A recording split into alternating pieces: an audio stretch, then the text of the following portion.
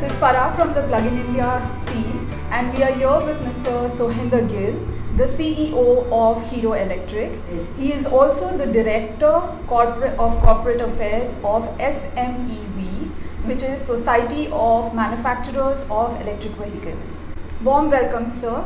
Thank you very much for your valuable time. Thank you, Farah. Thank you. So we know of you or Hero Electric as the biggest manufacturers of EVs in India, Yep. and SMEV as the eyes and ears of the government for the EV industry. Yep. So tell us about your journey. What triggered you to get into the EV industry? See, I have been a two-wheeler guy all my life, first of all. Okay. From Hondas, Yamaha to anything to do with two-wheelers. All my life I have spent with two-wheelers. So it's always been my passion.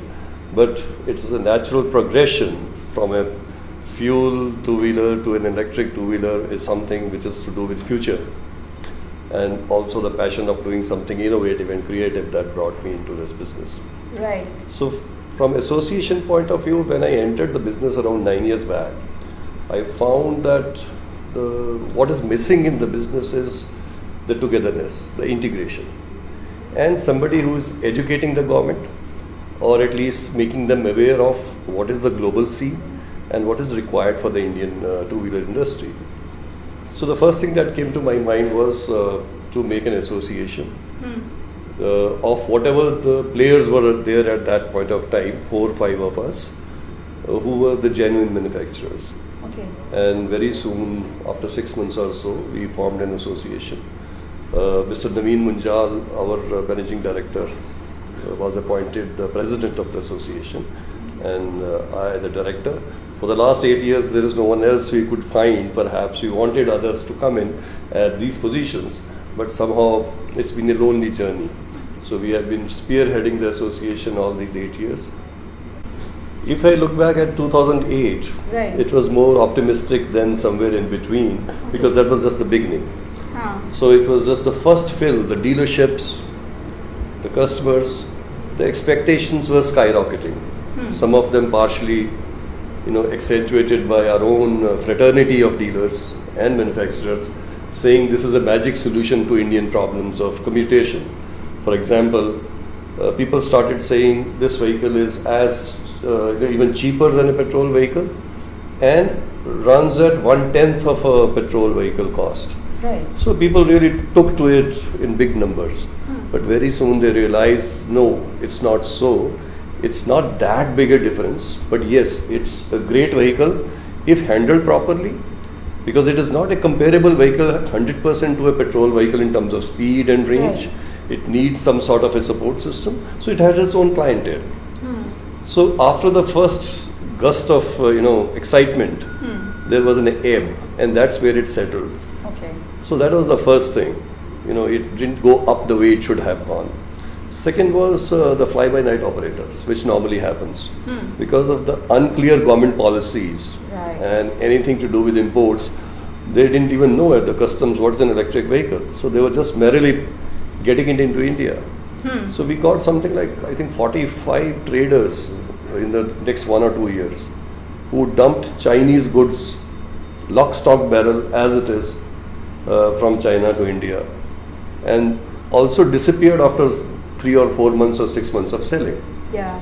So that really created such a huge negativity into the system. Why? Because these vehicles needed some sort of a after-sale support, and they were poor quality vehicles. Right. They were not made for Indian conditions.